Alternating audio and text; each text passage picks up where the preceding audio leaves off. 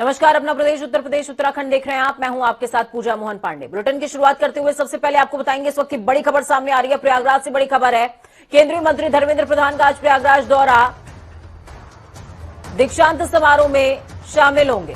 KP college में कार्यक्रम में शामिल होंगे धर्मेंद्र प्रधान। स्वागत के लिए तैयारियां तेज हो चुकी हैं। इस खबर पर ज्यादा जानकारी के लिए प्रयागराज से आनंद राज हमारे साथ में जुड़ चुके हैं ग्राउंड जीरो से। आनंद, क्या कुछ अपडेट है? देखिए पूजा, आज प्रयागराज का जो इलाहाबाद विश्वविद्यालय है, तकरीबन कोविड-19 काल के 2 साल तक दीक्षांत समारोह नहीं आयोजित हो चुका और आज तकरीबन 2 साल बाद दीक्षांत समारोह आयोजित किया गया है, जिसमें प्रधान केंद्रीय मंत्री स्वयं शामिल हो रहे हैं। और इस कार्यक्रम में वो जो उपाधि प्राप्त करने वाले हैं छात्र छात्राएं, उनको उपाधि से सम्मानित करेंगे। और इसके अलावा प्रयागराज के केपी ग्राउंड में भी शामिल होंगे। ये पहला मौका होगा जो कोविड काल के 2 साल बाद इलाहाबाद विश्वविद्यालय में दीक्षांत समारोह आयोजित हो रहा है, जिसमें छात्रों को उपाधियों से सम्मानित किया जाएगा। इस मौके पर अगर बात करें तो इलाहाबाद विश्वविद्यालय के जो पुराने विश्वविद्यालय के छात्र हैं और जो उपाधि प्राप्त करने वाले नए छात्र हैं, उन सभी को उपाधि से स्वयं चीफ गेस्ट सम्मानित करेंगे। उनके साथ ही वीसी संगीता श्रीवास्तव भी शामिल है। साथ ही विश्वविद्यालय के कई जो नेता है और विश्वविद्यालय के जो अध्यापक वो भी शामिल है। और खास बात यह है कि इलाहाबाद विश्वविद्यालय तकरीबन 2 साल बाद जो कोविड-19 की वजह से दीक्षांत समारोह आयोजित नहीं हो सका था, वो किया गया, जिसका लेकर एक उत्साह भी है। अब ऐसे में प्रधान स्वयं कैबिनेट में केंद्रीय मंत्री शामिल हुए हैं और वो खुद उपाधि से सम्मानित करेंगे। जी पूजा। बहुत शुक्रिया आनंद, हमारे साथ जुड़ने के लिए, हम जानकारी साझा करने के लिए। तो कोविड के चलते बहुत सारे ऐसे कार्यक्रम रहे जो स्थगित रहे हैं, लेकिन अब ये स्पीड ब्रेकर खत्म हो चुका है, ये ब्रेकर खत्म हो चुका है और आगाज एक बार दोबारा से हो रहा है। खबरों में आगे बढ़ते हैं। प्रधानमंत्री नरेंद्र मोदी आगामी 16 नवंबर को बाराबंकी को बड़ी सौगात देने वाले हैं। पीएम मोदी पूर्वांचल एक्सप्रेस का लोकार्पण करने आ रहे हैं। इसके साथ ही बाराबंकी जिले के विकास के रास्ते भी खुलेंगे। ये एक्सप्रेसवे जनपद लखनऊ, बाराबंकी, अमेठी, अयोध्या, सुल्तानपुर, अंबेडकर नगर, आजमगढ़, मऊ और गाजीपुर से होकर निकल रहा है। सरकार का ये दावा है कि ये एक्सप्रेसवे न सिर्फ उद्योग धंधों को मार्ग प्रशस्त करेगा, बल्कि क्षेत्रीय लोगों को बड़ी संख्या में रोजगार भी उपलब्ध कराएगा। आपको ये बता दें कि ये पूर्वांचल एक्सप्रेस तकरीबन 42,000 करोड़ की लागत से बनकर तैयार हुआ है। तो वहीं कैराना से मुख्यमंत्री योगी आदित्यनाथ का पश्चिम उत्तर प्रदेश का दौरा शुरू हो रहा है। इस दौरे के साथ ही सीएम योगी पश्चिम यूपी की नब्ज टटोलने का काम करेंगे और सिर्फ कैराना या फिर शामली ही नहीं, बल्कि 8 नवंबर से 15 नवंबर के बीच में मुख्यमंत्री का मेरठ और आसपास के जिलों का दौरा सुनिश्चित है। आधिकारिक कार्यक्रम के अनुसार आज मुख्यमंत्री योगी आदित्यनाथ 1 दिवसीय दौरे पर कैराना आ रहे हैं। कैराना में मुख्यमंत्री 411 करोड़ के 30 कार्यों का लोकार्पण भी करेंगे और 83 कार्यों का शिलान्यास होगा। साथ ही मुख्यमंत्री जनसभा को संबोधित करने वाले हैं। इसके बाद 10 नवंबर को सहारनपुर आने का कार्यक्रम है और अफसरों के मुताबिक ये स्थगित भी हो सकता है। 11 नवंबर को मुख्यमंत्री का मेरठ दौरा होगा। मेरठ में मुख्यमंत्री देश भर के 17 पैराओलंपिक विजेता खिलाड़ियों और प्रदेश के 6 प्रतिभागियों को सम्मानित भी करने वाले हैं। इस कार्यक्रम में प्रदेश के 75 जिलों के 2076 दिव्यांग खिलाड़ी प्रतिभाग करेंगे। मुख्यमंत्री योगी आदित्यनाथ सोमवार यानी कि आज शामली और रामपुर जिले का दौरा कर रहे हैं। मुख्यमंत्री इन दोनों जिलों में कई विकास कार्यों का शिलान्यास और उद्घाटन कर रहे हैं। सीएम सबसे पहले शामली पहुंचेंगे, जहां वो कैराना से पलायन के बाद वापस लौटे परिवारों के साथ मुलाकात करने वाले हैं। साथ ही कैराना में सीएम एक जनसभा को संबोधित करेंगे। दोपहर करीबन 2 बजे सीएम रामपुर के लिए रवाना हो जाएंगे। रामपुर जिले को सीएम 63 करोड़ की परियोजनाओं की सौगात देने वाले हैं। साथ ही यहां के गांधी स्टेडियम में सभा को संबोधित करेंगे। इसके अलावा योगी आदित्यनाथ पक्षी विहार का भी उद्घाटन करेंगे। चलिए, आशीष कश्यप हमारे साथ में जुड़ चुके हैं, संवाददाता। आशीष, क्या कुछ अपडेट है आपके पास? मुख्यमंत्री योगी आदित्यनाथ शामली पहुंच रहे हैं, जहां वो एक जनसभा को संबोधित करेंगे। वहीं करोड़ों रुपए की परियोजनाओं का शिलान्यास भी करेंगे। वहीं जो तत्काल जो पिछली सरकार रही है, समाजवादी सरकार, उसमें जो पलायन कर जो व्यापारी वहां से चले गए थे, कुछ व्यापारी वहां लौटे हैं, जिनसे आज मुख्यमंत्री मुलाकात करेंगे। आला अधिकारी मौके पर मौजूद हैं। वहीं 12 बजे तक मुख्यमंत्री यहां पहुंचने की उम्मीद बताई जा रही है। सुरक्षा की दृष्टि से भारी पुलिस बल की तैनाती की गई है। वहीं कई परियोजनाओं का शिलान्यास मुख्यमंत्री करने जा रहे हैं और जो पिछली सरकार में यहाँ से व्यापारियों ने पलायन किया था, वो व्यापारी वापस लौटे हैं और उनसे भी मुलाकात की जाएगी। जी ठीक है, बहुत शुक्रिया हमारे साथ जुड़ने के लिए, हम जानकारी साझा करने के लिए। तो शामली के लिए ये दौरा बेहद अहम, क्योंकि पश्चिमांचल का आगाज हो चुका है। पश्चिम हर लिहाज से बेहद अहम है। किसान आंदोलन का जिक्र कर लीजिए तो देखिए मुजफ्फरनगर है, और इसी तरीके से तमाम और भी जिले हैं जो प्रभावित होते हैं किसानों से, राकेश टिकैत से, टिकैत समुदाय से। खबरों में आगे बढ़ते हैं। प्रधानमंत्री नरेंद्र मोदी और मुख्यमंत्री योगी आदित्यनाथ पर बम से हमला करने की धमकी मिली थी। ये धमकी 112 कंट्रोल रूम के ट्विटर हैंडल पर भेजी गई थी। धमकी भरा पोस्ट आने पर मामले की गंभीरता को देखते हुए क्राइम ब्रांच की जांच शुरू हो गई। दिवाली वाले दिन 112 कंट्रोल रूम के ट्विटर हैंडल पर दीपक शर्मा नाम के अकाउंट से मैसेज आया था, जिसमें पीएम और सीएम को बम से हमला करके उड़ाए जाने की बात लिखी थी। ट्वीट में कई अन्य आपत्तिजनक शब्दों का भी इस्तेमाल हुआ है। जेसीपी क्राइम नीलाब्जा चौधरी के मुताबिक धमकी भरा ट्वीट भेजने वाले ट्विटर हैंडल के बारे में जानकारी जुटाई जा रही है और मामले की जांच क्राइम ब्रांच को सौंपी गई है। जेसीपी के मुताबिक जल्द ही धमकी देने वाले को गिरफ्तार कर लिया जाएगा। उत्तर प्रदेश में भाजपा ने विधानसभा चुनाव 2022 के लिए अपना एजेंडा सेट कर लिया है। ये भी तय हो गया है कि इस बार चुनाव में पार्टी का सबसे अहम मुद्दा क्या होगा, पार्टी किस लाइन पर चुनावी मैदान में उतरेगी। आपको ये बता दें कि अब बात विकास पर ही नहीं बल्कि जिन्ना, राम मंदिर जैसे मुद्दों पर भी सुनाई देगी। सपा मुखिया अखिलेश यादव के जिन्ना वाले बयान पर पलटवार भी उसी चुनावी एजेंडे का हिस्सा हो सकता है। पिछले 6 दिनों में अखिलेश यादव के बयान पर भाजपा के लगभग हर नेता ने प्रतिक्रिया दी है। सीएम योगी ने औरैया में कहा, जिन्ना का गुणगान करने वालों को रोकना होगा। तो दूसरी तरफ समाजवादी पार्टी अध्यक्ष अखिलेश यादव क्या कर रहे हैं। समाजवादी विजय यात्रा का तीसरा फेज यानी कि तीसरा चरण पूर्वांचल में होगा। अखिलेश 13 नवंबर से मुख्यमंत्री योगी आदित्यनाथ के गढ़ गोरखपुर से रथ यात्रा निकालने वाले हैं। ये रथ यात्रा गोरखपुर से कुशीनगर जाएगी। इसके जरिए अखिलेश यादव पूर्वांचल में अपनी पार्टी के लिए हुंकार भरने वाले हैं। अखिलेश यादव ने 12 अक्टूबर को रथ यात्रा कानपुर से शुरू की थी और बुंदेलखंड का दौरा किया था। इस बीच अखिलेश यादव ने पश्चिम यूपी में भी अपना फोकस जारी रखा, बढ़ा दिया है। बल्कि 11 नवंबर की अखिलेश मुजफ्फरनगर में कश्यप महासम्मेलन को संबोधित करेंगे। आपको ये बता दें कि पहले ये रैली अक्टूबर में होनी थी, लेकिन बारिश की वजह से आयोजन को ठप करना पड़ा। कानपुर मेट्रो का ट्रायल रन अब 10 नवंबर को ही होगा। इस दौरान मुख्यमंत्री योगी आदित्यनाथ मौजूद रहेंगे, औद्योगिक विकास मंत्री सतीश महाना रहेंगे। आज मेट्रो परियोजना की प्रगति परखने के बाद संतुष्टि भी उन्होंने जता दी है। यूपी मेट्रो के उच्च अधिकारियों ने उनसे बताया कि ट्रायल रन की पूरी तैयारी हो चुकी है। ट्रेन की हर तरह से टेस्टिंग की जा रही है और सिग्नल से लेकर ट्रैक तक दुरुस्त है। आपको बता दें कि इससे पहले मेट्रो का ट्रायल रन 15 नवंबर को तय हुआ था, लेकिन इस दिन मुख्यमंत्री का वाराणसी में कार्यक्रम तय है। संभवतः इसीलिए पूर्व की तारीख पक्की की गई है। वही नहाय खाए के साथ आज से छठ महापर्व का आगाज हो रहा है। विभिन्न स्थानों पर नहाय खाए और छठ मैया की पूजा शुरू हो गई है और 4 दिनों तक चलने वाले इस पर्व को लेकर पूर्वांचल मूल के लोग खास उत्साहित हैं। वहीं छठ व्रत करने वाली महिलाएं और पुरुष स्नान और सात्विक भोजन के बाद व्रत शुरू करेंगे। व्रती लौकी, अरहर की दाल और कच्चा चावल के भात का भोजन करती हैं। व्रती छठ पर्व के समापन के बाद ही नमक युक्त भोजन खाते हैं। वहीं बांदा जेल में बंद बाहुबली मुख्तार अंसारी से प्रवर्तन निदेशालय की 3 सदस्यीय टीम ने पूछताछ की। जेलर प्रमोद तिवारी ने बताया कि ईडी मनी लॉन्ड्रिंग के एक पुराने मामले में मुख्तार अंसारी से पूछताछ की गई। बताया ये भी है कि उन्हें नहीं पता कि मुख्तार अंसारी के खिलाफ कब और कहां मनी लॉन्ड्रिंग का मामला दर्ज हुआ, लेकिन अदालत के आदेश पर ईडी अधिकारी यहां आए थे और करीबन 6 घंटे पूछताछ की गई। आपको बता दें कि गबन और अकूत संपत्ति के मामले में ईडी ने मुख्तार अंसारी पर 3 केस दर्ज किए हैं। सूत्रों के हवाले से ईडी की प्रयागराज यूनिट में दर्ज मुकदमे में करोड़ों की अवैध संपत्ति अर्जित करने के आधार बनाया गया है।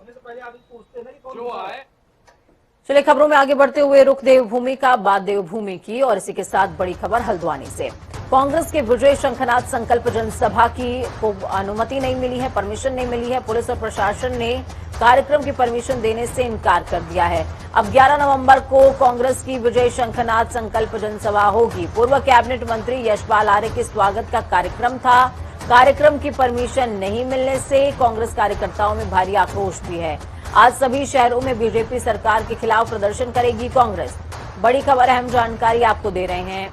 यशपाल आर्य के स्वागत का कार्यक्रम था, लेकिन फिलहाल ये स्वागत नजर नहीं आता। देहरादून में समाजवादी पार्टी के प्रदेश कार्य समिति सपा के राष्ट्रीय प्रवक्ता समेत कई नेता मौजूद रहने वाले हैं। 2022 के विधानसभा चुनाव की रणनीति को लेकर चर्चा हो रही है। 70 विधानसभा सीटों पर उम्मीदवारों को लेकर महामंथन होने वाला है। सप्ताह में जारी होगी सभी प्रत्याशियों की सूची। दिसंबर के फर्स्ट वीक में सभी प्रत्याशियों की सूची जारी हो जाएगी, ऐसा अनुमान लगाया जा रहा है। आगामी चुनावों को लेकर कांग्रेस की सदस्यता अभियान तेज हो गया। हरीश रावत सुबह 11 बजे देहरादून में पार्टी सदस्यता कार्यक्रम में हिस्सा लेंगे और शाम को 7 बजे हल्द्वानी में राज्य स्थापना दिवस पर आयोजित कार्यक्रम में भी शामिल हो रहे हैं। आपको बता दें कि देश के साथ साथ उत्तराखंड में भी कांग्रेस पार्टी संगठन को मजबूत करने के कवायद में जुटी हुई है और यही वजह है कि सदस्यता अभियान चलाया जा रहा है। चलिए ग्राउंड जीरो का रुख करते हैं। धनंजय ढोंडियाल हमारे साथ में लाइव जुड़ चुके हैं, संवाददाता। धनंजय, क्या कुछ अपडेट है? क्योंकि जिस तरीके से कांग्रेस की कार्यशैली नजर आ रही है, ऐसा नहीं लगता कि हम बीजेपी का वर्जन 2 देख रहे हैं। बिल्कुल पूजा, सही कहा आपने, क्योंकि जिस तरीके से लगातार जो हरीश रावत लगातार जो है सदस्यता अभियान चला रहे हैं, इससे पहले उन्होंने हरिद्वार में चलाया था, फिर उन्होंने कांग्रेस भवन राजधानी देहरादून में चलाया और लगातार कह सकते हैं कांग्रेस अपने कुनबे को बढ़ाने का यहाँ पर काम कर रही है। और आज यदि आज की बात करें तो आज भी 3 कार्यक्रम जो है वहां पर कांग्रेस भवन में लगे हुए हैं। एक तरफ जो यूकेडी के जो तमाम जो बड़े नेता हैं वो आज जो प्रदेश अध्यक्ष हैं कांग्रेस है उनके नेतृत्व में जो है कांग्रेस का दामन थामेंगे। दूसरी तरफ हरीश रावत जो है प्रेस वार्ता करेंगे, क्योंकि प्रेस वार्ता करेंगे। और तीसरा सबसे बड़ा कि जो सदस्यता अभियान लगातार चल रहा है, क्योंकि देश के साथ साथ राजधानी देहरादून में भी लगातार इस तरह के अभियान चल रहे थे, वार्ड हो या नगर या ग्राम सभाएं हो या ग्राम पंचायत हो। तो कहीं ना कहीं पूजा कह सकते हैं कि क्योंकि आगामी चुनाव है, ऐसे में कांग्रेस को चाहिए कि 2022 का जो चुनाव होगा वो किस तरीके से उसे फतेह करना चाहती है। तमाम जो लोग हैं उनको पूजा अपने साथ जोड़ने का लगातार जो है कांग्रेस काम कर रही थी। इन तमाम चीजों के लिए हरीश रावत ने, क्योंकि मुख्यमंत्री हो रहे हैं, तो तमाम विधानसभाएं 70 विधानसभा वहां पर तमाम जगहों पर सदस्यता अभियान लगातार यहाँ पर कांग्रेस कर रही है। जी ठीक है, बहुत शुक्रिया हमारे साथ जुड़ने के लिए, हम जानकारी ग्राउंड जीरो से साझा करने के लिए। तो ये बद्रीनाथ धाम के कपाट 20 नवंबर को बंद हो जाएंगे। अभी तक 1,54,670 तीर्थयात्री ऐसे रहे जिन्होंने बद्रीनाथ धाम के दर्शन कर लिए हैं। इन दिनों कड़ाके की ठंड के बावजूद धाम में तीर्थयात्रियों का हुजूम उमड़ रहा है। आपको बता दें कि रविवार को 1,746 तीर्थयात्रियों ने भगवान बद्रीनाथ के दर्शन किए थे। कोविड को देखते हुए बीते 17 सितंबर को सीमित संख्या के साथ तीर्थयात्रियों को बद्रीनाथ धाम के दर्शनों की अनुमति दी गई थी।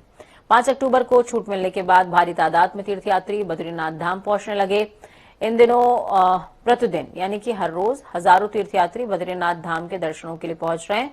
देवस्थानम बोर्ड के मीडिया प्रभारी डॉक्टर हरीश गौड़ ने बताया कि बद्रीनाथ धाम के दर्शन करने वाले तीर्थयात्रियों की संख्या 1.5 लाख के पार पहुंच गई है।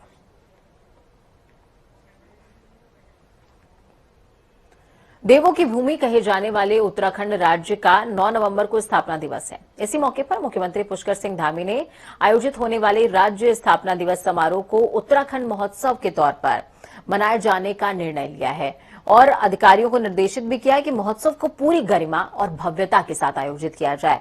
इस महोत्सव में और भी क्या कुछ खास होगा, ये खास रिपोर्ट देखिए।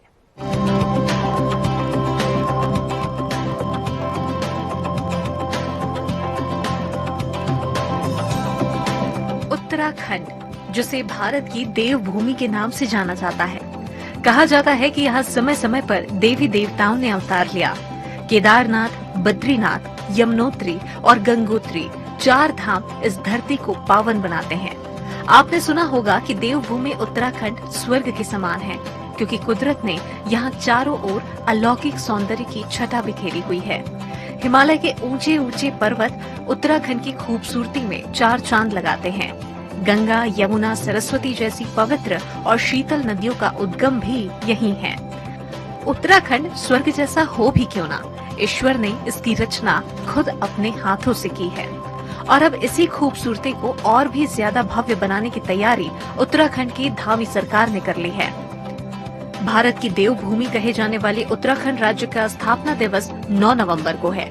इस स्थापना दिवस के मौके पर उत्तराखंड सरकार ने देवभूमि की भव्यता को प्रदर्शित करने का निर्णय लिया है। इस बार राज्य स्थापना दिवस को उत्तराखंड महोत्सव के रूप में आयोजित किया जाएगा, जो हफ्ते भर तक मनाया जाएगा। इस एक सप्ताह के दौरान आयोजित होने वाले इस महोत्सव में राजधानी से लेकर न्याय पंचायत स्तर तक के कार्यक्रमों को प्रदर्शित किया जाएगा। मुख्यमंत्री पुष्कर सिंह धामी ने इस मौके पर उत्तराखंड गौरव पुरस्कार भी देने की घोषणा की है, जिसके तहत राज्य निर्माण समेत विभिन्न क्षेत्रों में अपना प्रचंड योगदान देने वाले प्रतिष्ठित लोगों को पुरस्कृत किया जाएगा। सीएम धामी ने आयोजित होने वाले राज्य स्थापना दिवस समारोह को गरिमा के साथ आयोजित किए जाने के निर्देश दिए। सीएम पुष्कर सिंह धामी ने मुख्यमंत्री आवास में आयोजित बैठक में निर्देश दिए कि राज्य स्थापना दिवस को उत्तराखंड महोत्सव के रूप में आयोजित किया जाए। देखिए 9 नवंबर को लेकर हम इस बार से इसको उत्तराखंड महोत्सव के नाम से पूरे लगातार एक सप्ताह तक और निचली इकाई ग्रामीण इकाई तक जाकर एक महोत्सव को मनाएंगे। और इस बार से हम नया शुरू कर रहे हैं। विशिष्ट क्षेत्रों में विभिन्न विशिष्ट क्षेत्रों में काम करने वाले ऐसे जो लोग हैं जिन्होंने उत्कृष्ट कार्य किए हैं, उन सभी को उत्तराखंड गौरव के नाम से सम्मानित भी करने जा रहे हैं, जिससे कि और लोग भी आगे आएं और अपनी भूमिका को जो है ठीक प्रकार से समाज के लिए, राष्ट्र के लिए कर पाएं। एक सप्ताह तक मुख्यमंत्री ने स्पष्ट निर्देश दिए हैं कि राज्य स्थापना दिवस के अवसर पर आयोजित महोत्सव के दौरान आयोजित होने वाले कार्यक्रमों का आयोजन बेहतर ढंग से किया जाए। उन्होंने कहा कि आने वाले समय में प्रधानमंत्री नरेंद्र मोदी ने विजन उत्तराखंड दिया है, जिसके तहत अब नए उत्तराखंड, युवा उत्तराखंड और देश का आदर्श उत्तराखंड का निर्माण होगा। और आज हमारे देश के यशस्वी प्रधानमंत्री नरेंद्र मोदी जी उसको आगे बढ़ाने का काम कर रहे हैं। उन्हीं सब चीज़ों को, जिस प्रकार से अभी आपने देखा होगा केदारनाथ में 400 करोड़ से भी ज़्यादा योजनाओं के लोकार्पण शिलान्यास हुए। हमको ऑल वेदर रोडें जिस प्रकार से तेजी से काम कर रही है, रेल योजनाएं, हमारी हवाई कनेक्टिविटी हर क्षेत्र में। और अभी आने वाले समय में प्रधानमंत्री जी ने एक विजन उत्तराखंड के लिए दिया है कि ये जो हमारी तीसरा दशक है, 20 से 30 का दशक, ये उत्तराखंड का दशक होगा। और हम भी 2025 में जब इसकी सिल्वर जुबली मना रहे होंगे। उत्तराखंड राज्य स्थापना दिवस की तैयारियों में शासन प्रशासन लगातार जुटा हुआ है। प्रस्तावित कार्यक्रमों की रूपरेखा बनाई जा चुकी है, जिसके तहत सुबह पुलिस लाइन देहरादून में राज्य स्थापना दिवस परेड आयोजित की जाएगी। परेड की सलामी राज्यपाल द्वारा ली जाएगी। परेड के बाद राज्यपाल और मुख्यमंत्री का संबोधन होगा। उत्तराखंड महोत्सव की तैयारी के लिए मुख्यमंत्री पुष्कर सिंह धामी लगातार अधिकारियों के साथ बैठकें कर रहे हैं। उन्होंने सभी विभागों और जिलाधिकारियों के साथ बैठक करते हुए आयोजित होने वाले कार्यक्रमों को बेहतर ढंग से आयोजित करने के निर्देश दिए। उत्तराखंड अपने प्राकृतिक सौंदर्य और तीर्थ स्थलों के लिए जाना जाता है। उत्तराखंड की खूबसूरती और मनमोहक दृश्य दुनिया भर के पर्यटकों को अपनी ओर आकर्षित करती है, जिसका लुत्फ उठाने के लिए हर साल यहाँ भारी संख्या में पर्यटक आते हैं। अब इसी पर्यटन को और भी ज्यादा बढ़ाने के लिए उत्तराखंड सरकार राज्य स्थापना दिवस के मौके पर भव्य उत्तराखंड महोत्सव आयोजित करने जा रही है।